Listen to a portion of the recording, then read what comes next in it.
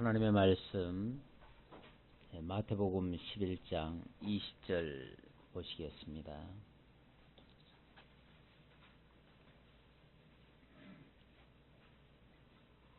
마태복음 11장 20절 봉독하겠습니다. 예수께서 권능을 가장 많이 베푸신 고을들이 회개치 아니하므로 그때 책망하시되 화가 있을진저 고라시나 화가 있을진저 벳사다야 너희에게서 행한 모든 권능을 두로와 시돈에서 행하였다면 저희가 벌써 베옷을 입고 제에 앉아 회개하였으리라. 내가 너희에게 이르노니 심판날에 두로와 시돈이 너희보다 견디기 쉬우리라. 가버나움아 내가 하늘에까지 높아지겠느냐 음부에까지 낮아지리라. 내게서 행한 모든 권능을 소돔에서 행하였다면 그 성이 오늘날까지 있었으리라. 내가 너희에게 이르노니 심판날에 소돔 땅이 너희보다 견디기 쉬우리라 하시니라. 아멘. 20절에 보니까 예수께서 권능을 가장 많이 베푸신 고을들이 회개치 아니하므로 그랬습니다. 권능들을 많이 행하셨는데 회개치를 않았다. 이 권능은 표적들이죠. 예수님이 표적을 많이 일으켰는데 가장 많이 행한 곳에서 가장 믿는 자가 적었다. 굉장히 역설적이기도 하고 좀 의아하죠. 표적이라고 하는 것이 예수가 그리스도이심을 깨달아 알게 하는 그런 증거물인데 그 증거물을 보고도 믿는 자가 가장 적었다. 표적이란 무엇인가? 표적신앙에 대해서 전에 수요일에 아마 무엇인가를 증거해 드렸을 거예요. 표적신앙의 위험성이라고 할까요? 우리 생각에는 표적을 많이 보았으면 많이 보고 느꼈으면 그만큼 더 믿음이 확실히 날 것 같은데 오히려 그것이 우리의 믿음을 상쇄시키는, 반감시키는 그런 일들이 있다는 겁니다. 오죽하면은 이런 일도 있어요. 바리새인들이 예수님께 와가지고 당신이 하나님의 아들이라고 자꾸 그러는데 하나님의 아들이라면 하늘에서 무슨 불덩어리라도 내려와야 될 거 아닙니까? 하나님의 아들이라면 하나님의 아들인 증거를 우리 눈에서 볼 수 있도록 해주십시오. 그러니까 예수님께서 하신 말씀이 너희를 위해서 준비된 표적은 없다. 내가 무엇을 해도 너희들은 안 믿을 것이다. 내가 너희에게 보여줄 것이 딱 하나 있는데 그것은 요나의 표적밖에 없다. 요나의 표적을 보여주면 그럼 과연 믿을 것인가? 아니다. 내가 요나의 표적을 보여줘도 너희들은 못 믿을 것이다. 그러니까 표적을 준다고 해가지고 다 믿는 게 아니에요.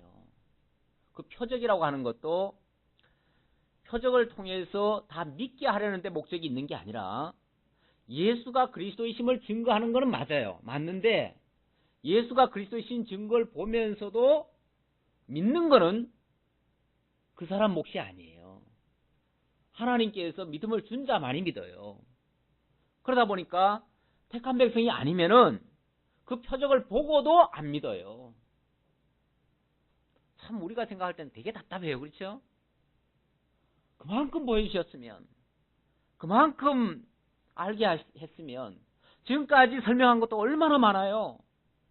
지금까지 보여준 거 사실은 소문 들은 거 그 이전에 하나님께서 여러 선자들 통해서 예언한 말씀이 있어요.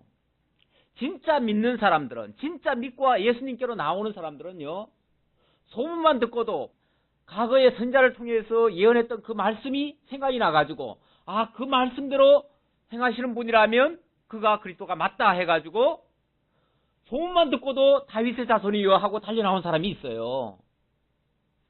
말로만 듣고 또 나와가지고 주여 내게로 오심을 감당치 못하겠나이다. 말씀으로만 하옵소서. 이렇게 믿은 사람들도 있어요.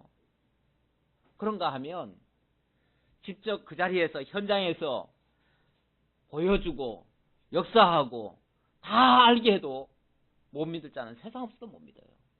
오히려 그렇게 행한 거 보고 더 반감을 사가지고 무슨 저런 짓을 하느냐. 그래가지고 무슨 얘기까지 나오냐면 저것은 오늘날로 말하면 쇼하는 거다. 아니면은 저거는 귀신의 왕 바알세불을 힘입어가지고 귀신의 장난하는 거다. 이런 식으로까지 억지로 안 믿으려고 애를 쓰죠. 그러니 이 믿음이라고 하는 것이 정말 하나님의 선물이 아닐 수가 없다는 거죠. 결론적으로 말하면. 그렇죠? 못 믿을 사람은요, 세상 없어도 못 믿고, 믿을 사람은요, 성경 말씀 하나 가지고도 믿어요. 우리에게 주어진 이 성경 말씀이 얼마나 정확무어한지 몰라요. 제가 지난 주간에 11장 11절 12절 말씀이죠. 12절 말씀 제가 강론하면서 세례 요한의 때부터 지금까지 천국은 침노를 당하나니 침노하는 자는 빼앗느니라. 이 말씀이 그동안 많이 오해가 되어졌었다. 그 말씀을 드리면서 다른 번역 성경에는 이렇다 해가지고 다른 번역 성경을 보면 좀 더 의미가 확실히 와 닿는다. 그렇게 제가 말씀드린 바가 있습니다. 그렇다고 해가지고 우리 성경이 번역이 잘못됐는가? 그게 아니에요. 이 말의 뜻을 이해를 잘못한 거죠. 그동안. 왜냐하면 침노를 당한다고 하니까 누구든지 빼앗으면 되는구나. 천국도 빼앗으면 되는구나. 이렇게 오해를 했다는 거죠. 그건 말의 뜻을 오해를 한 거예요. 이걸 읽는 사람들이 오해를 한 거예요. 오해를 했는데 원어를 본다든지 또는 다른 성경을 보면 그 번역이 좀 더 우리들에게 명확하게 다가온다는 거죠. 우리께 틀리다는 얘기가 아니에요. 맞아요. 이것도 맞는데 이 말의 이 단어를 선택함에 따라서 폭행을 당해왔다 이렇게 얘기를 해야 되는데 침노를 당한다 이렇게 얘기를 하니까 그 의미가 조금 왜곡되이 전달될 수 있었던 거죠. 그런 걸 바로 잡아드린 것이지 우리 성경이 무슨 오류가 있다든지 이런 걸 얘기한 게 아니에요. 우리 성경은 너무나 분명해요. 너무나 확실해요. 그래서 이 성경의 말씀이 하나님께서 선지자를 통해서 예언해 준 그 말씀 하나도 지금까지 빈틈없이 다 이루어졌어요. 그래서 우리가 직접 우리 눈으로 표적을 안 봐도 이 말씀이 기록되고 그 기록된 대로 되어진 역사만 가지고도 우리는 얼마든지 예수가 그리스도인 줄 믿어요. 그렇죠? 아마 우리 교회 성도님들은 이 성경 하나만 가지고도 예수가 그리스도인 줄 확실히 믿고 구원 얻기에 부족함이 없을 거예요. 그런데 많은 분들은 이거는 내가 그때 가보지도 않았고 그때 내가 있지도 않았는데 이걸 어떻게 믿겠느냐? 내 눈앞에 뭘 보여달라. 하나님이 계시다면 하나님이 나타나달라. 이런 식으로 하니까 밤중에 꿈속에 머리 허연 할아버지가 나타나가지고 마치 하나님인 것처럼 그렇게 사람들을 현혹을 시키기도 하죠. 그러다 보면은 거기서 하는 말이 성경보다 더 권위가 있는 줄 알고 꿈속에서 들은 얘기가 성경보다 더 권위가 있는 줄 알고 그러니까 엉뚱하게 하나님을 믿고 성경의 내용은 안 믿고 그런 사람은 세상 없어도 못 믿습니다. 그 사람은 자기 눈앞에 하나님이 나타나면 믿을 것 같지만은 사실은 나타나도 믿을 수가 없어요. 나타났다고 어떻게 하나님인 줄 알아요? 하나님은 사실은 형체도 없으신 분인데 근본 형체가 없으신 게 아니고 우리의 이 현세적인 육안 가지고는 볼 수 없는 분이에요. 우리가 나중에 이 다음에 천국 가면은 볼 거예요. 그러기 전까지는 우리의 눈이 영안이 띄어지기 전까지는 볼 수 없는 분이에요. 그러니까 그런 식으로 표적을 통해서 믿으려고 하는 것이 얼마나 위험한가를 오늘 말씀을 통해서도 잘 소개하고 있어요. 보세요. 그 당시에도 예수님께서 권능을 가장 많이 베푸신 그 고울들이 회개치 않았대요. 여기 회개치 않았다는 말은 무슨 도덕적인 죄를 안 뉘우쳤다는 얘기가 아니라 예수님께로 안 돌아갔다 그 말이에요. 근본적인 회개. 예수님께로 돌아오는 것이 근본적인 회개인데 예수가 그리스도인 줄 알고 예수께로 나오는 것이 근본적인 회개인데 예수가 그렇게 많은 표적을 보여줬음에도 불구하고 예수께로 안 오더라 이 말이에요. 그리고 오히려 의심을 하고 배척을 하고 어느 동네에서는 귀신을 내쫓아가지고 몇십 년 동안 귀신에 들려가지고 고생하던 사람 깨끗하게 고쳐놨더니 돼지 때 망하겠다고 내쫓아 버렸잖아요, 예수님. 그런 식이죠, 쉽게 말하면. 그래서 그들에게 하시는 말씀이 화가 있을진저 고라시나 화가 있을진저 베세다야. 이 바로 고라신과 베세다라고 하는 지역의 사람들이 예수를 거부했다고 말해요. 예수님이 그곳에서 많은 표적을 보여주었는데도 불구하고 그들이 거부했다. 예수께로 안 돌아왔다 그 말이죠. 그랬더니 예수님께서 하신 말씀이 두로와 시돈에서 행했다면 저희가 벌써 베옷을 입고 제에 앉아 회개하였으리라. 두로와 시돈이라고 하는 지역에 가서 만약에 이런 표적을 보여주었더라면 그들은 돌아왔을 것이다. 이건 예를 드는 겁니다. 그렇다고 해서 예수님이 두로와 시돈에 가서 하겠다는 얘기가 아니에요. 세상 사람들은 이방 사람들을 굉장히 악하다고 생각합니다. 특히 유대인들은 그렇게 생각합니다. 유대인들은 자기네들은 거룩하고 자기네들은 구별된 의로운 백성이라고 생각하기 때문에 자기들은 하나님의 백성이라고 생각하고 저 이방 지역 사람들은 전부 다 개같은 그런 사람이라고 생각하고 있어요. 그런데 그들이 생각하고 있는 그 비천한 사람들은 오히려 이 복음을 받아들이면 이 예수를 만나면은 그들은 바로 돌아올 것이다. 이렇게 얘기를 하고 유대인들의 생각하고는 정반대예요. 유대인들은 메시아가 오면 자기네들이 제일 먼저 영접할 것이고 하나님을 제일 먼저 자기네들이 잘 섬기고 있다고 생각하는데 예수님의 평가는 안 그래요. 너희는 오히려 내가 직접 와서 보여주어도 거부하고 오히려 저 이방 사람들 이미 멸망한 사람들 그들에게 만약에 똑같은 표적을 보여줬다면 그들은 오히려 믿을 것이다. 이 말씀대로 오늘 우리가 믿잖아요. 마치 두로와 시돈처럼 아니면 소돔과 고모라처럼 패역한 이방 백성이었던 우리들이 말씀을 통해서 우리가 지금 믿잖아요. 지금 우리가 무슨 표적을 많이 봐서 지금 믿습니까? 아니잖아요. 우리는 말씀만 가지고도 믿잖아요. 오히려 예수님이 과거에 하셨던 그 역사, 과거에 그 표적 일으켰던 그것만 가지고도 우리는 믿잖아요. 그러니 예수님의 말씀대로 된 거죠. 현지 사람들은 오히려 믿지 아니하고 이방인들은 오히려 믿고 이렇게 되어질 것을 지금 예언 삼아 말씀하셨습니다. 그들이 그 패역한 것을 예를 드시면서 그들의 죄를 지적하는 겁니다. 자, 그러면서 두로와 시돈에서 행했다면 저희가 벌써 베옷을 입고 죄에 앉아 회개하였으리라. 내가 너희에게 이르노니 심판날에 두로와 시돈이 너희보다 견디기 쉬우리라. 그렇죠. 차라리 아무것도 모르는 사람보다 말씀을 듣고 패역한 사람이 더 악할 수 있습니다. 차라리 이방인들은 아예 복음을 받지도 않았고 성경도 없었고 그러니까 그들은 아무것도 모르는 중에 태어나서 아무것도 모르고 살다가 그냥 죽었어요. 그냥 끝났어요. 그런데 유대인들이 하나님의 말씀을 다 들려주고 선자를 통해서 다 보여주고 들려주고 깨닫게 해주고 또 예수님이 직접 오셔가지고 표적까지 다 보여줬는데도 불구하고 거부한다면 그들의 죄는 더 크죠. 차라리 안 들은 자들보다도 더 무섭죠. 그들에게 대한 하나님의 심판은. 바로 그 얘기입니다. 그래서 너희보다 오히려 심판날에 두로와 시돈이 너희보다 견디기 쉬울 것이다 그 말이죠. 가버나움아 내가 하늘에까지 높아지겠느냐 음부에까지 낮아지리라. 자기들 스스로 하나님의 백성이라고 생각하고 자기들 스스로 높은 자리에 있는 것처럼 자기네들만 하나님의 백성인 줄 알고 착각하는 자들 그들을 향해서 너희가 그렇게 높아졌느냐 하늘에까지 높아졌느냐 음부에까지 낮아지리라.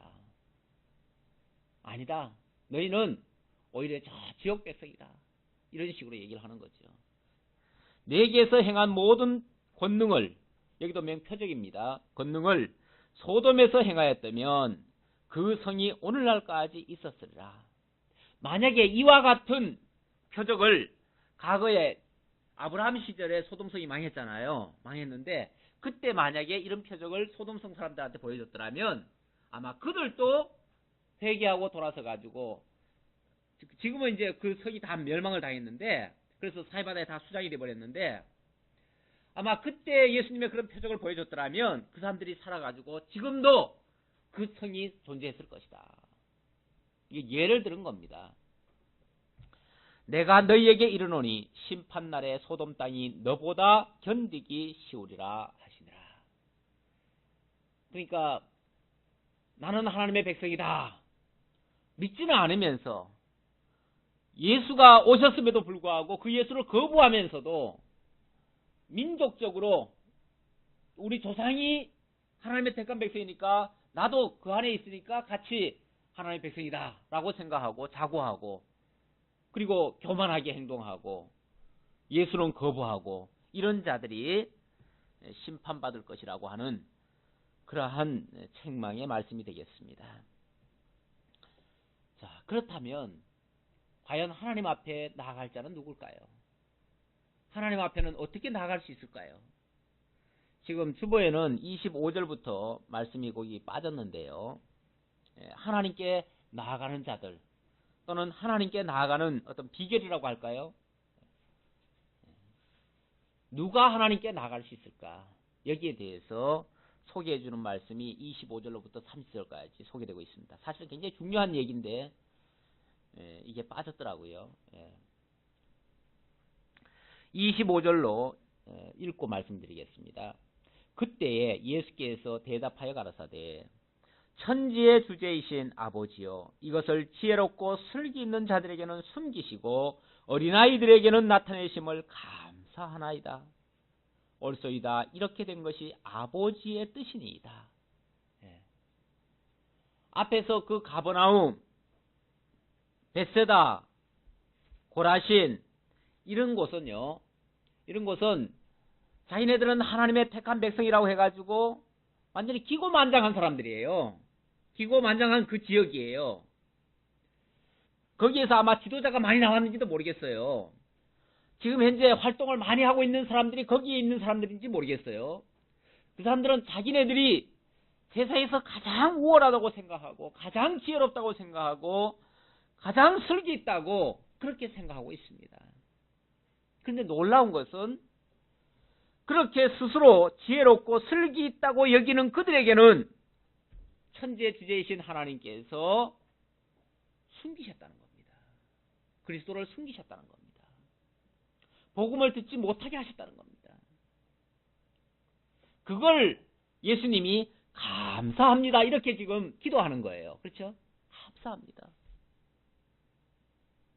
세상적으로, 그러니까 여기 지혜와 슬기는요, 하나님이 말씀하시는 그 참 지혜와 참 슬기를 얘기하는 게 아니고 스스로 지혜롭다고 생각하는 사람들, 스스로 의롭다고 착각하는 사람들, 그 사람들을 향해서 하는 말입니다. 스스로 높아진 자들, 특히 지도자들이 그 당시에 종교 지도자들, 율법사들, 바리새인들, 서기관들, 제사장들, 그들이 주 타켓입니다. 그들이 대부분 자기네들이 가장 지혜롭고 가장 슬기롭고 그들만이 마치 구원의 백성인 것처럼, 그리고 다른 사람들에게도 자기들이 다 구원을 나눠주는 자인 것처럼 그렇게 오만방자하게 행동을 했어요. 아까 하늘에까지 높아졌다고 그랬잖아요. 하늘에까지 높아졌어요. 정말 모세 자리에 앉았어요. 그래가지고 자기들 입에서, 자기들 말로, 자기들 행동으로 구원을 주고받고 하는 것처럼 그렇게 권세 있게 행동을 했어요.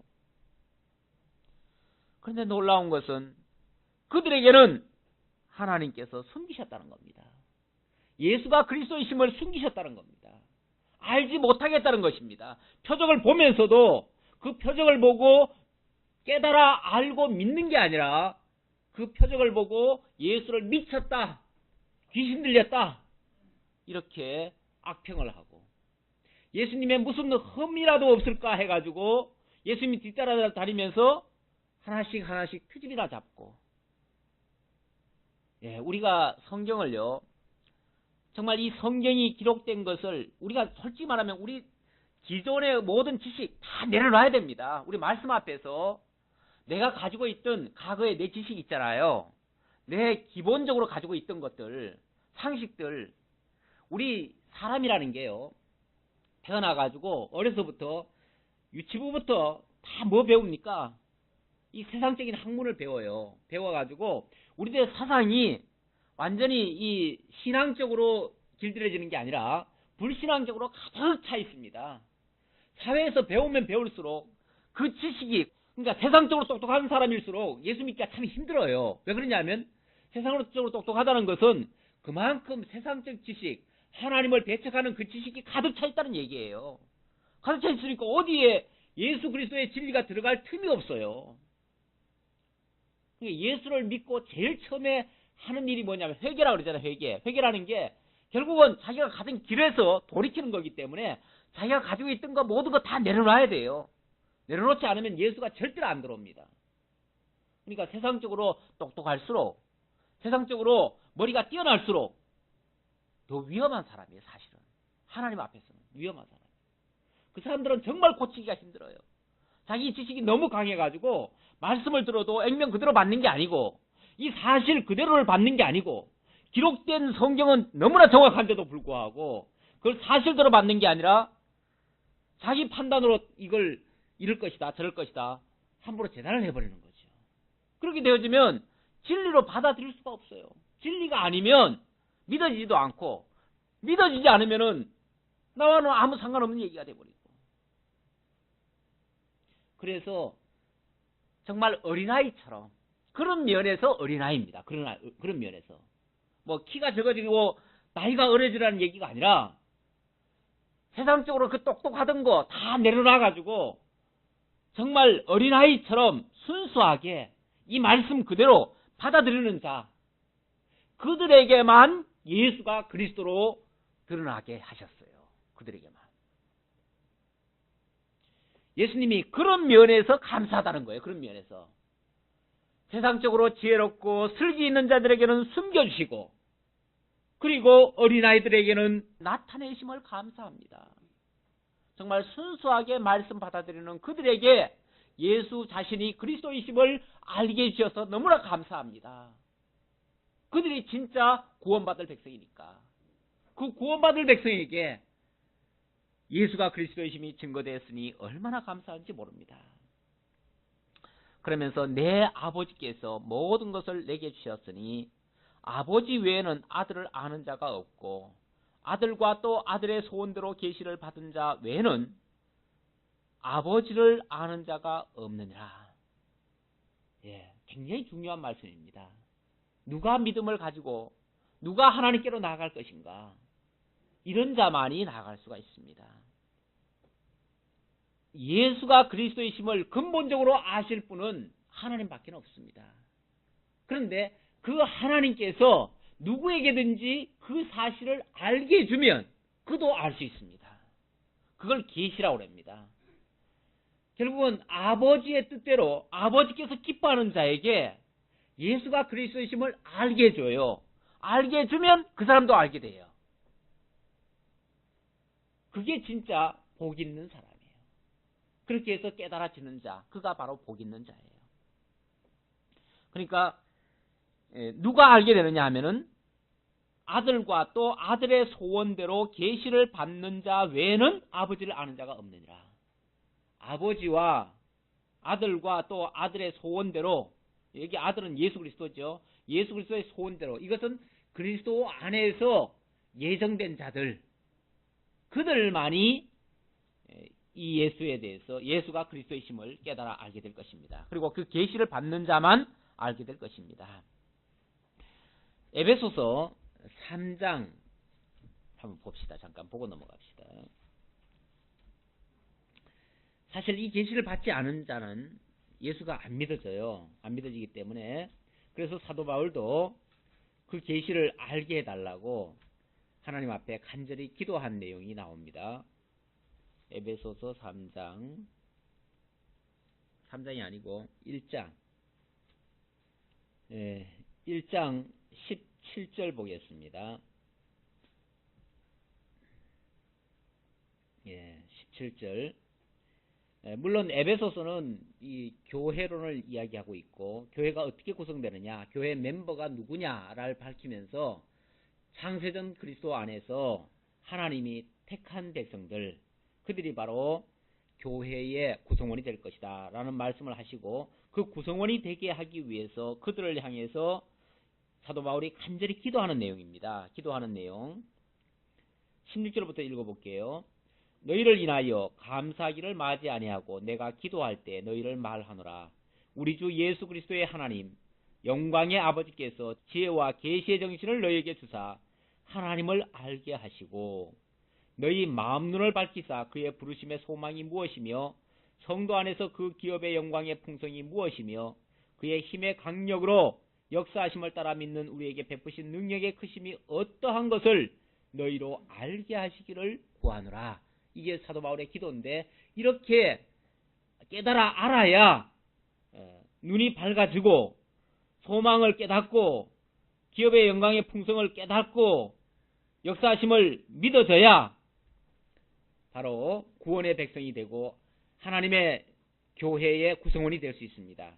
그렇게 하기 위해서 가장 중요한 것이 뭐냐면 지혜와 계시의 정신을 너희에게 주사 하나님을 알게 하시고, 지혜와 계시의 정신을 하나님이 주셔서 하나님을 깨달아 알게 해줘야 된다.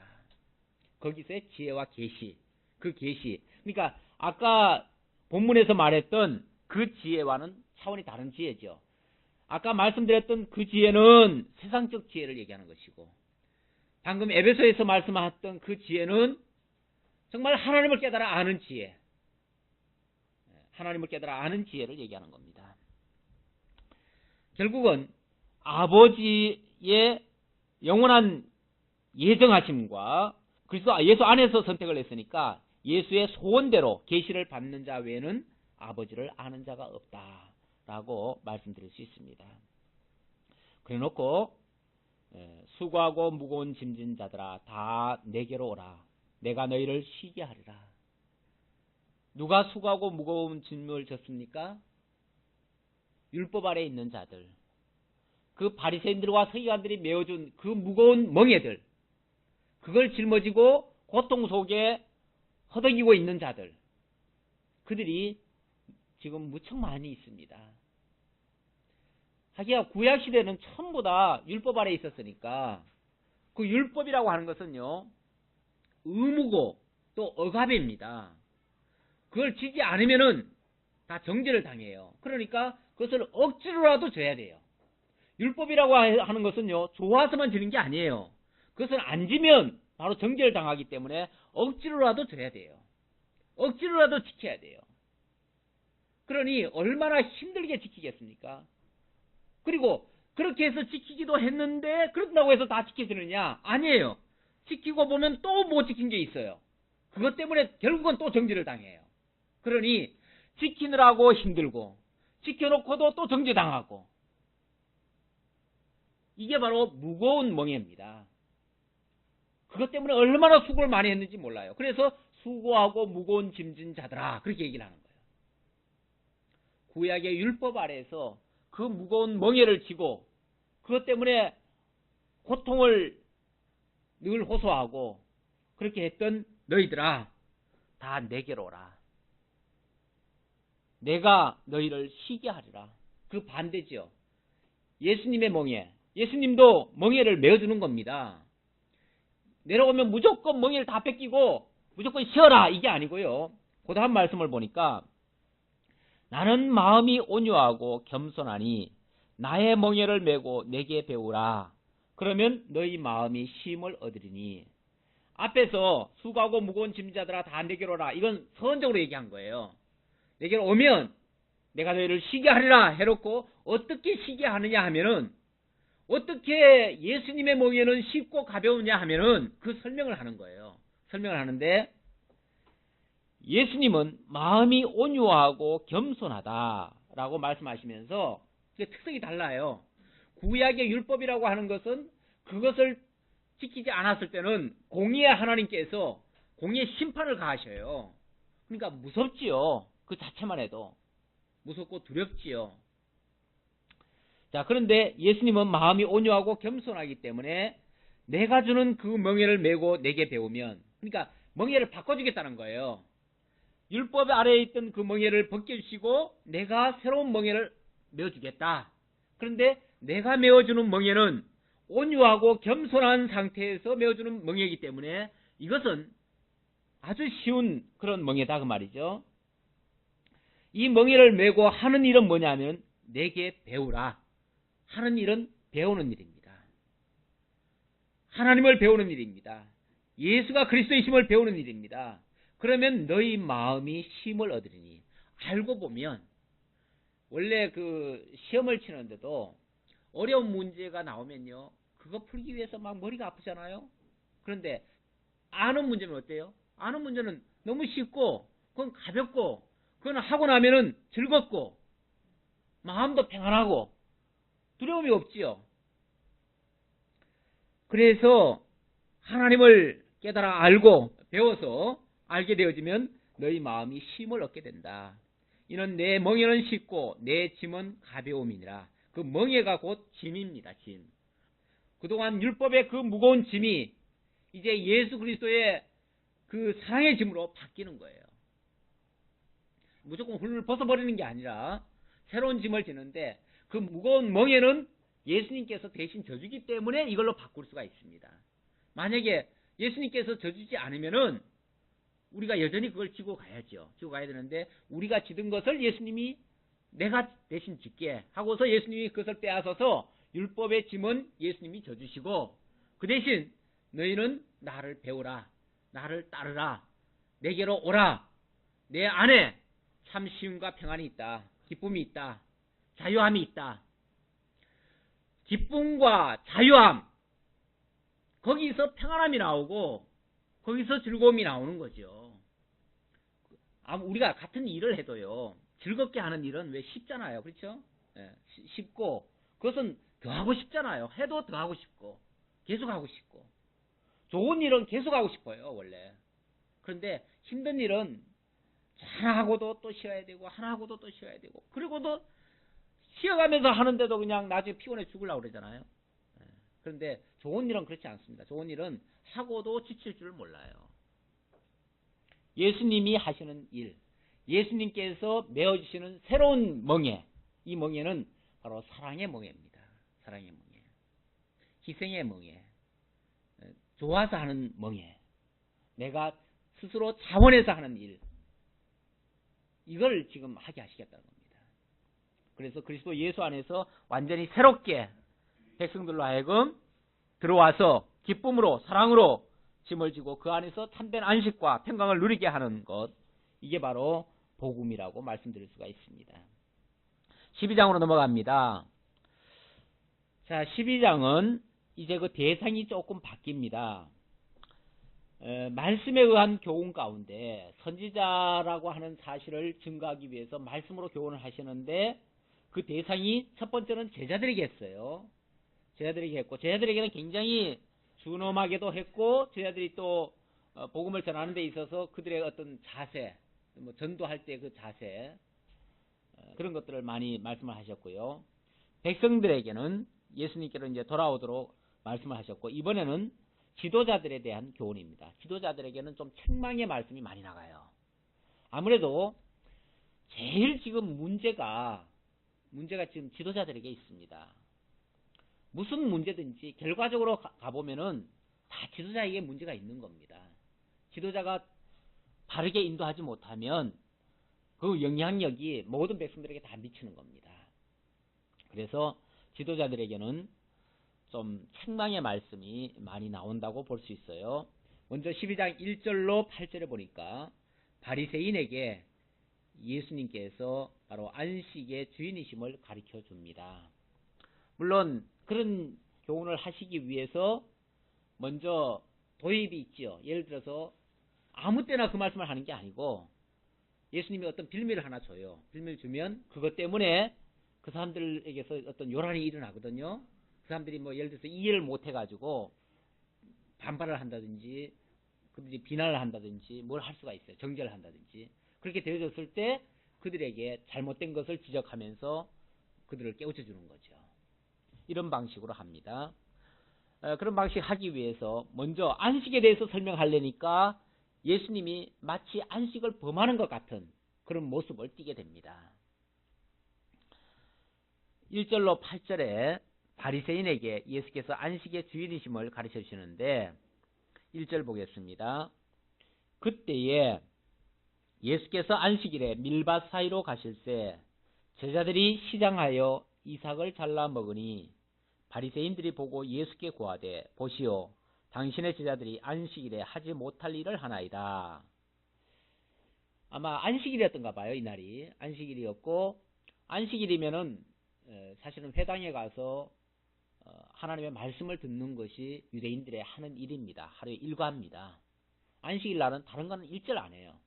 성전이 있었으면 성전에 가서 제사를 드리고 성전이 없는 지역에서는 회당에 가서 이제 말씀을 성경 말씀을 읽고 거기서 이제 강론자가 강론을 해주고 그 회당 제도가요. 성전이 무너지고 난 다음에 그 사람들이 흩어지게 되어졌고 그래서 성전을 중심으로 해서 모이지를 못하다 보니까 회당이라고 하는 게 만들어졌어요. 이것이 원래부터 있었던 건 아니고 성전 이후에 만들어졌던 일들이에요. 안식일이면 당연히 회당에 가서 말씀을 듣기 때문에 아마 다들 회당 가는 길이었을 거예요. 회당을 가는데 하필이면은 큰 길도 있을 텐데 예수님이 밀밭 사이로 지나가십니다. 그러니까 제자들이 배가 고프니까 밀밭 사이로 지나가면서 미리삭을 이렇게 잘라서 비벼서 먹었어요. 우리 시골에서 보면 그런 일 많이 하잖아요. 비벼가지고 먹는 일을 많이 합니다. 미리 완전히 여물기 직전에 그때는 참 맛있어요. 이렇게 비벼 먹으면은 그거를 제자들이 했던 것 같아요. 했더니 하나의 빌미를 준 거죠. 바리새인들도 같이 가는 길이니까 가다가 그걸 본 거예요. 딱 보는데 제자들이 미리삭을 잘라 먹어요. 안식일 날 큰일 날 짓을 한 거예요. 우리들이야 뭐 미리삭 비벼 먹는 거 별거 아니잖아요. 그렇죠? 그런데 그 율법 아래에 있던 사람들 눈에는요. 굉장히 심각한 겁니다. 왜냐하면 구약시대 때는 안식일을 거룩히 지키라고 그랬어요. 그 거룩히 지키라는 말을 어떻게 이해를 했냐면 사람들이 안식일 날 아무것도 하면 안 된다 이렇게 받아들였어요. 그래가지고 안식일 날 만약에 무슨 일을 하게 되어지면 그 사람은 돌로 쳐서 죽였어요. 출애굽기인가에도 보면은 안식일 날 산에 나무하러 갔다가 돌에 맞아 죽은 사람이 있어요. 하나 예를 보여준 거죠. 이렇게 율법이라고 하는 것이 엄격하고 사실은 무서운 겁니다. 율법을 들이대면은 거기에 걸려서 살아남을 자가 없어요. 율법의 근본 의도는 그건 아닙니다. 근본 의도는 사람 죽이라고 한 게 아닌데 사람들이 그렇게 이해를 하는 거예요. 사실은 율법에 대해서도 사람들이 굉장히 많이 오해를 했어요. 안식일을 거룩히 지키라고 그러니까 무슨 날짜만 그렇게 지키려고 애를 썼고 하나님의 이름을 망령되이 일컫지 말라고 그러니까 여호와라는 이름 자체도 못 불러가지고 벌벌 떨고 그게 이제 다 오해예요. 오해. 원래 뜻은 그게 아니에요. 사람들이 이렇게 성경을 자기들 마음대로 그렇게 오해를 자꾸만 해요. 성경의 말씀은 너무나 정확합니다. 너무나 분명합니다. 분명한데 사람들이 제각기 그렇게 다 자기 마음대로 오해를 하는 거예요. 자기 식대로. 그러다 보니까 푸는 사람들도 자기 마음대로 푸는 경우가 많지요. 그게 이제 문제는 문제인데 그래서 우리가 성경을 전체적으로 보자는 거죠. 전체적으로 보면 중간중간이 엉뚱한 소리는 최소한 적게 합니다. 그렇잖아요? 전체 속에서의 그 내용이니까. 그래서 우리는 성경을 계속 가면서 그 중에서 이제 한 부분씩을 볼 수밖에 없는데 자, 그러니까 이 안식일이라고 하는 것도 지금 이 사람들, 유대인들에게서는 굉장히 오해되어진 부분이에요. 오해되어졌으니까 그 사람들은 안식일날 감히 미리삭을 잘라먹어? 이건 엄청난 노동을 한 거라고 생각을 하는 거예요. 곡식을 한 거 아니에요, 곡식을. 곡식을 벤 거나 마찬가지예요. 물론 잘라먹었지만 그게 작게 한 거나 큰 게 한 거나 성격상 같은 거라 그 말이죠. 안식일날 도저히 할 수 없는 일을 그래서 2절에 그 말이 나오잖아요. 바리새인들이 보고 예수께 고하되 보시오 보시오 하는 말 속에 벌써 손가락질 하면서 그냥 정지하잖아요. 예수님 보세요. 당신의 제자들이 안식일에 하지 못할 일을 하나이다. 하지 못할 일. 왜 이런 일을 하십니까 정도가 아니고 절대로 할 수 없는 일을 지금 하고 있습니다. 이건 맞아 죽을 일을 하고 있습니다. 지금. 율법에 의하면 돌로 쳐서 죽여도 할 말 없는 거예요. 그 사람들의 그 법 속에서는 그렇다고 말해요. 네, 그만큼 오해되어진 것을 예수님께서는 여기에 대해서 어떻게 답변을 하시는가. 예수께서 가라사대, 예수님 참 차분하시죠? 네, 흥분하지 않으시고 막 그 사람들은 막 보시오 하고서 막 삿대질 해가면서 얘기했을 텐데 예수님 차분하게 다윗의 예를 한번 생각해 보자. 네, 다윗의 예를 한번 생각해 보자. 네, 그렇게 이제 예수님의 그 표현법이 참 좋아요. 네, 직설적으로 바로바로 대답을 안 하셔요. 예수님은 단답형으로 직설적으로 바로 답을 안 하시고 뭔가 이렇게 한 바퀴 돌려가지고 생각을 하게 만들어요. 생각을 하게. 지난번에 그 세례 요한이 예수님을 잠시 의심해가지고 우리가 오실 그이를 기다리니까 당신이 오실 그이입니까? 아니면 우리가 딴 사람을 기다릴까요? 이런 말을 했을 때 예수님이 뭐라고 얘기했습니까? 뭐 화를 낸다거나 뭐 믿음이 없다고 책망을 한다거나 아니면 내가 맞다 아니다 라고 이렇게 답변하기 이전에 뭐라고 얘기하셨죠? 내가 지금 하고 있는 이 사실 그대로 가서 전해줘라. 소경이 눈을 뜨고 벙어리가 말을 하고 뭐 기머리가 뭘 하고 이렇게 그 사실만 얘기해줘라. 그러면 알 것이다 그 말이죠. 알아요. 맞아요. 그것만 얘기하면 알아요. 알 사람들은 그러니까 이게 예수님의 그 대화법에 가만히 보면 예수님 참 지혜롭게 말씀하셔요. 바로 사람들은요 뭔가 이렇게 질문을 했는데 바로 그냥 다이렉트로 답변이 나오든지 아니면 거기에 대해서 막 책망을 한다든지 그러면요 이 대화가 끊겨버리고 그리고 다음으로 진전이 안 돼요. 그리고 싸우려고 덤벼들어요. 예수께서 가라사대 다윗이 자기와 함께한 자들이 시장할 때 한 일을 읽지 못하였느냐? 너희들이 다윗의 예를 알지 못하느냐라고 반문을 했습니다. 그러면 이제 그때 상황이 떠올라지겠죠. 다윗이 도망갈 때에 사울에게 쫓겨가지고 도망갈 때 있었잖아요. 도망갈 때에 며칠간 굶었어요. 며칠간 굶고 그 따르는 사람들과 함께 도망을 가는데 며칠간 굶고 그냥 곧 죽게 생겼어요. 그런데 어느 산당에 들어갔어요. 산당에 들어갔더니 거기 가면은 뭔가 좀 얻어먹을 게 있을까 해가지고 가서 뭐 좀 얻어먹으려고 제사장한테 부탁을 했더니 제사장도 아무것도 먹을 게 없다는 거예요. 그렇죠. 뭐 그 산당이라든지 이런 곳은요 백성들의 그 신앙심이 좋을 때 그때는 늘 하나님을 찾기 때문에 아마 그 바쳐드리는 것도 많고 그럴 거예요. 그런데 그 당시는 제대로 이 하나님을 제대로 안 섬길 때가 됐기 때문에 제대로 제사 드리는 일도 별로 없지요. 그러니까 재물도 별로 없어요. 먹을 것도 없어요. 그러니까 내 먹을 것도 없다 쉽게 말하면 그렇게 얘기한 거예요. 그리고 일주일에 한 번씩 제사 드리고 남은 떡이 있는데 그것도 바짝 말른 떡 하나 그게 있는데 그것밖에는 우리가 먹을 게 없다. 그런데 그것조차도 먹으려면 이건 아무나 못 먹는 거고 이거는 제사장이나 먹을 수 있기 때문에 내가 먹으려고 좀 쉽게 말하면 꼽쳐 놓은 건데 그거라도 먹으려면 먹어라 그랬어요.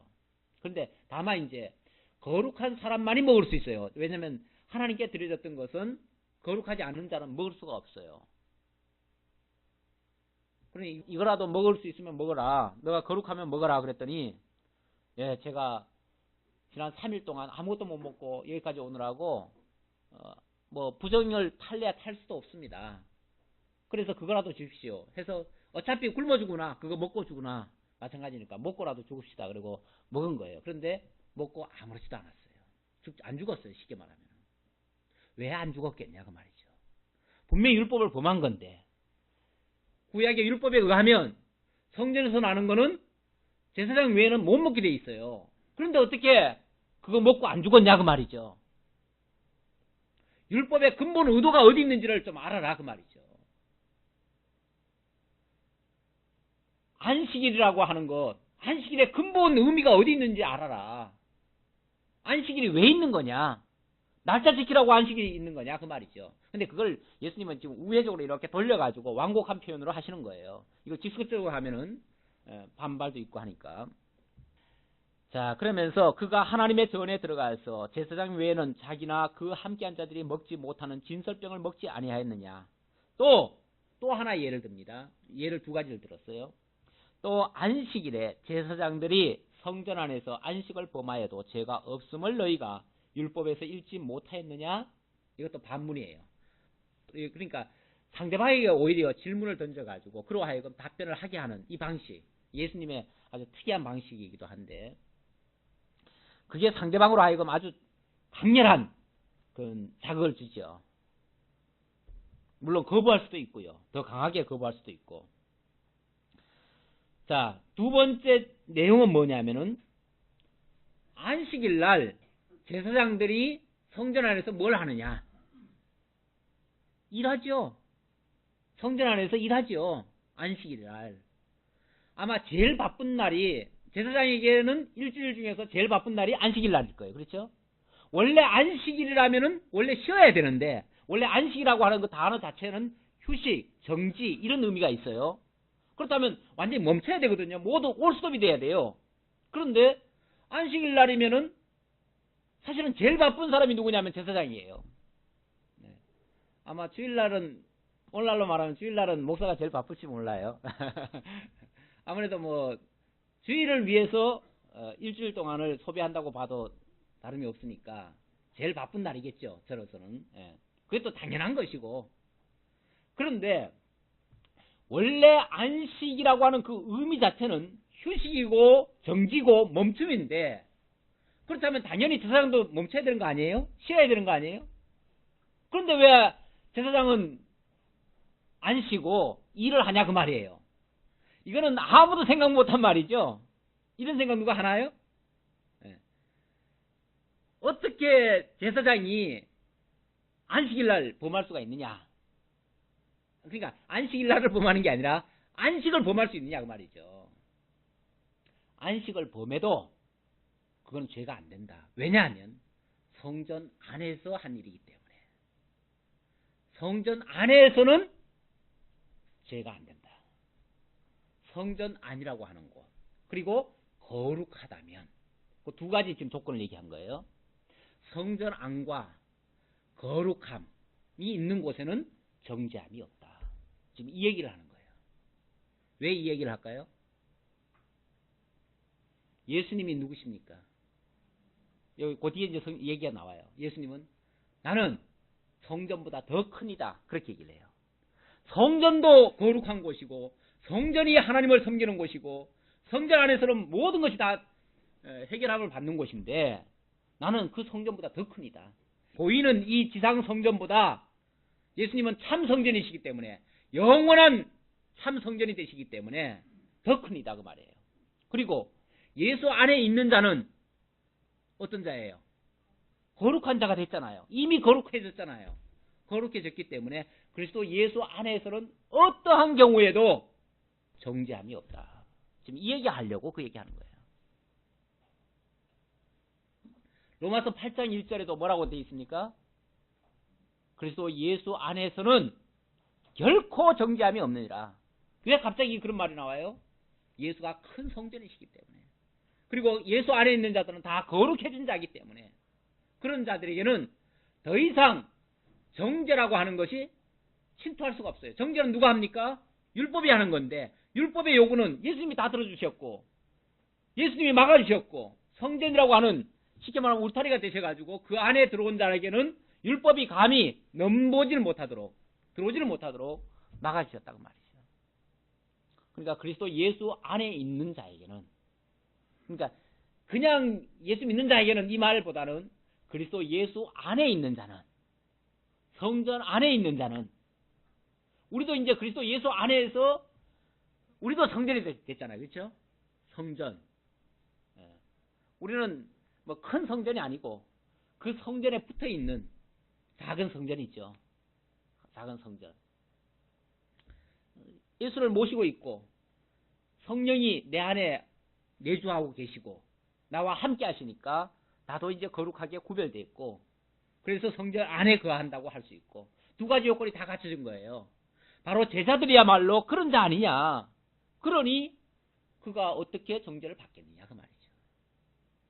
그리스도 예수 안에서는 결코 정죄함이 없다. 그리고 안식이라고 하는 것 자체가 날짜 지키라고 안식일을 준 게 아니에요. 물론 여기서는 날짜 안식일입니다. 날짜 안식일인데 날짜 안식일이라고 하는 것은 참 안식에 대한 모형과 그림자입니다. 그게 실체가 아니에요. 원래 하나님께서 처음 에덴 동산을 지으시고 천지를 창조해 놓은 다음에 뭘 하셨어요? 안식하셨죠. 마지막 날. 그러니까 6일간 창조해 놓고 인간 지어 놓고 그 다음에 안식하셨어요. 다시 말하면 안식의 세계를 만들어 놓은 거예요. 그래서 에덴 동산은 안식의 세계예요. 그런데 그 원형적인 그 안식의 세계가 그대로 유지가 됐습니까? 무너졌습니까? 무너졌어요. 그게 깨져 버렸어요. 그러니까 원형적인 안식이 깨어져 버리고 나니까 이 원형적인 안식은 장차 예수 그리스도를 통한 참 안식을 이루기 위한 그런 것을 미리 만들어 놓으신 거예요. 만들어 놓으시고 온전한 안식은 영원한 천국에서 예수 그리스도와 함께 이루어 가실 거예요. 이루어 가시는데 처음에 만들어 놓은 그 에덴 동산 안식이 깨어지고 나니까 참 안식을 보여주면서 그 안식을 누리게 하기 위하여 모형적 안식일을 만들어 놓은 거예요. 그러면 안 그래도 이해가 됩니까? 원래 하나님 자신이 영원하신 분이시죠. 영원하신 분이시고 영원하신 안식하고 계신 분이시죠. 원래 영원하신 분이 이 땅에 천지를 창조해 놓고 안식을 지었어요. 이 안식을 원형적 안식이라고 그래요. 처음에 만들어진 안식이다 그 말이죠. 그런데 이 안식이 깨어져 버렸어요. 깨어지고 나니까 모형적 안식을 역사 속에서 안식일을 만들어준 거예요. 안식일. 그러니까 안식일이라고 하는 것은 요 하루를 통해서 이 영원한 안식을 바라보게 하고 참 안식을 바라보게 하는 거예요. 참 안식. 근데 참 안식이 예수 그리스도를 통해서 이루어질 거거든요. 이거는 이제 하나님이 약속한 거예요. 이 안식을 주겠다. 주는데 뭘로 약속을 했냐면 이 모형적 안식일로 약속을 했어요. 그래서 이것은 하나의 모형과 그림자라고 그래요. 여기서는 율법적 안식일이죠, 이게. 율법적 안식은 율법을 지키면 좀 하루 쉬는 거예요. 쉬면서 참 쉬니까 참 좋다. 나중에 참 안식을 누리면 이렇게 항상 평안할 거 아니냐. 그것도 이걸 보여주기 위하여 과거에 애굽에 한번 내려가게 했죠. 왜냐하면 안식이라고 하는 걸 느끼게 하려면은 고통이라는 게 있어야 되잖아요. 안식 없는 세계를 맛봐야 될 거 아니에요. 그래서 안식 없는 세계, 노예 세계를 애굽에서 맛보게 했어요. 여기는 노예입니다. 노예 생활을 400년간 하다가 거기서 해방을 시켜주니까 진짜 안식이라는 것이 느껴지잖아요. 그렇죠? 자유가 느껴지잖아요. 자유를 주고 이걸 잊지 않게 하기 위하여 일주일에 하루라도 쉬어라. 그러면서 안식일이라고 하는 날짜를 준 거예요. 날짜. 요 날짜 하루만이라도 너희가 안식을 한번 누려봐라. 근데 이건 누리는데 목적이 있는 게 아니고 뭘 바라보게 한다고요? 결국 참 안식을 이루게 하려고 한 거예요. 참 안식은 결국 예수 그리스도를 통해서 이루실 것인데 그래서 그리스도를 언약한 거 아니에요. 그런데 그리스도가 오셨으면 더 이상 이 모형적 안식이 필요해요? 안 필요해요? 필요가 없지요. 필요가 없고 이 모형적 안식일은 참 안식에 비하면 이건 하나의 껍데기에 불과한 거예요. 아무것도 아니에요, 사실은. 그러니까 참 안식으로 오신 예수 그리스도가 이제부터 그리스도 예수 안에서 평안과 기쁨과 자유와 이런 것들을 이제 줄 거예요. 주면은 더 이상 안식일에 무슨 의미가 있어요? 날짜 지키는 게 무슨 의미가 있냐고요. 날짜 지키는 거는 과거에 이런 종된 생활에서부터 자유함을 준 거를 기억하게 하고 영원한 안식을 바라보게 하려고 소망하게 하려고 한 건데 이제 예수 그리스도가 오셔가지고 참 기쁨을 줄 거니까 내 안에 들어온 자에게는 더 이상 이런 게 필요 없다 그 말이에요. 필요 없는 거예요, 사실은. 바로 그 얘기를 이제 하는 겁니다. 그러면서 5절입니까? 또 안식일에 제사장들이 성전 안에서 안식을 위하여도 죄가 없음을 너희가 율법에서 읽지 못하였느냐? 내가 너희에게 이르노니 성전보다 더 큰 이가 여기 있느니라. 성전보다 더 큰 이가, 성전 안에서 일해도 그 사람이 정죄 안 받았는데 나는 성전보다 더 큰 이다. 그러니까 참 성전이다 그 말이죠. 신령한 성전이고 참 성전을 이룰 자다. 그러니까 당연히 내 안에 있는 자들이야 정죄함을 받지 않겠느냐. 그리고 내 안에 있는 자들은 이미 거룩해진 자 아니냐. 그렇게 얘기를 하고, 그래서 나는 자비를 원하고 제사를 원치 아니하노라 하신 뜻을 너희가 알았다면 무죄한 자를 죄로 정치 아니하였으리라. 이 말은 일찍이 호세아 선지자가 6장에서 예언했던 말씀입니다. 호세아 선지자는 여호와를 알자, 힘써 여호와를 알자. 여호와께서는 제사를 원치 아니하시고 번제보다 하나님 아는 것을 원한다. 그런 말씀을 하셨어요. 하나님을 아는 것에서 뭐가 오니까요? 자유와 기쁨과 평안과 이런 것들이 오니까 결국 예수 그리스도가 하나님을 온전히 알게 하기 위해서 오신 자거든요. 하나님을 온전히 계시하기 위해서 오신 자니까 결국은 예수 그리스도를 알고 예수 그리스도께로 나오게 하는 것이 바로 하나님을 아는 것이고, 그게 진짜 중요한 것이다. 율법을 지키는 게 중요한 게 아니고, 번제를 드린다고 하는 것은 바로 율법 따라서 드리는 거 아니에요. 율법 규례에 따라서 드리는 거 아니에요. 그러니까 제사 드리는 게 중요한 게 아니라 제사보다 더 중요한 게 자비다. 자비는 사랑입니다. 사랑. 이 사랑, 바로 예수 그리스도께서 메어주신 멍에가 무슨 멍에라고요? 사랑의 멍에. 이게 자비입니다. 이 자비를 원하고, 그 말은 사랑의 멍에를 예수님께서 장사 주실 것을 호세아 선지자가 예언했다 그 말이에요. 그 예언대로 내가 너희에게 이제부터는 율법의 그 제사가 아니라, 율법을 지키는 그 무거운 멍에가 아니라 자비의 제사, 다시 말하면 그 사랑의 멍에를 메어주겠다 그 말이죠. 하신 뜻을 너희가 알았다면 무죄한 자를 죄로 정치 아니하였으리라.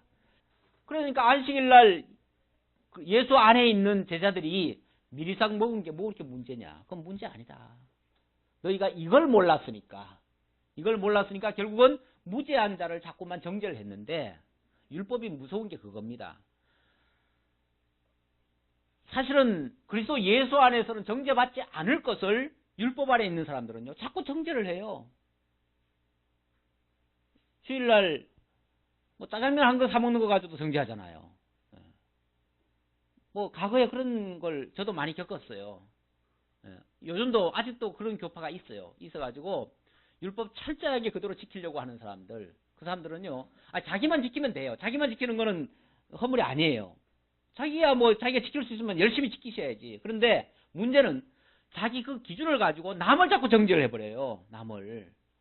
그리스도 예수 안에서 평안과 기쁨과 자유함을 누리고 있는 사람한테 가가지고 너 이렇게 하면 지옥 가, 너 이렇게 하면 벌 받아, 막 이런 식으로 자꾸 정죄를 하니까 그거야말로 얼마나 무서운 얘기예요. 그건 절대 안 될 일이다 그 말이죠. 너희도 이런 원리를 몰라가지고 그 안에 자유함을 누리고 평안함을 가지고 있는 제자들을 너희가 무죄한 자를 정죄한 것이다. 우리도 그런 실수를 하지 말아야 됩니다. 인자는 안식일의 주인이니라 하시니라. 인자는 자신을 가리켜서 인자라고 얘기했는데, 나 예수는 안식일의 주인이니라. 그 말은 이 모형적 안식일, 여기 안식일은 모형적 안식일을 얘기하고 이 모형적 안식일의 실체다 그 말이에요. 실체다. 모형적 안식일의 실체다. 내가 이 모형적 안식일이 장차 참 안식을 줄 것을 바라보게 했는데, 내가 실제로 와가지고 너희에게 참 안식 줄 거다 그 말이에요. 그러니까 구약의 모든 안식이라고 하는 것은 예수 안에서 다 끝나버렸어요.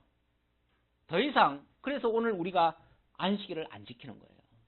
그러니까 날짜 안식일을 우리가 안 지켜요. 그러나 예수 안에 있는 자는 예수 안에서 자유와 기쁨을 누리고 평안함을 가지고 있으면 그 자체가 바로 뭐예요? 안식일을 거룩히 지키고 있는 거예요. 역설적으로. 그러니까 우리가 진짜 자유함을 누리고 있으면 우리가 진짜 안식일을 누리고 있는 거예요. 그리고 아직도 율법 날짜 지키려고 애를 쓰는 사람은 죄송한 얘기지만 안식일을 범하고 있는 거예요. 그 사람은 율법을 가지고 사람을 정죄하고 자기도 그걸 못 지켜가지고 결국은 율법에 정죄를 당하고 있어요. 그래서 우리가 사실 안타까운 거예요. 그분들이. 안타까워서 하는 얘기지. 그래서 우리가 그 사람들을 정죄하는 얘기가 아니에요. 그 사람들 비난하는 얘기도 아니고 그 사람들이 안타까워서 이런 표현들을 가끔 하는 겁니다. 기도하겠습니다. 아버지 하나님 감사합니다. 우리에게 참 안식을 주시려고 성전보다 크신 이로 이 땅에 오셔서 우리를 그 안에서 또 거룩하게 하시고 자유와 평안과 기쁨을 주시고 참 안식을 누리게 하시오니 참으로 감사합니다. 수고하고 무거운 짐자들아 다 내게로 오라. 내가 너희를 편히 쉬게 하리라 하셨고 또 그리스도 예수 안에서는 결코 정죄함이 없다고 하신 아버지 하나님 참으로 감사합니다.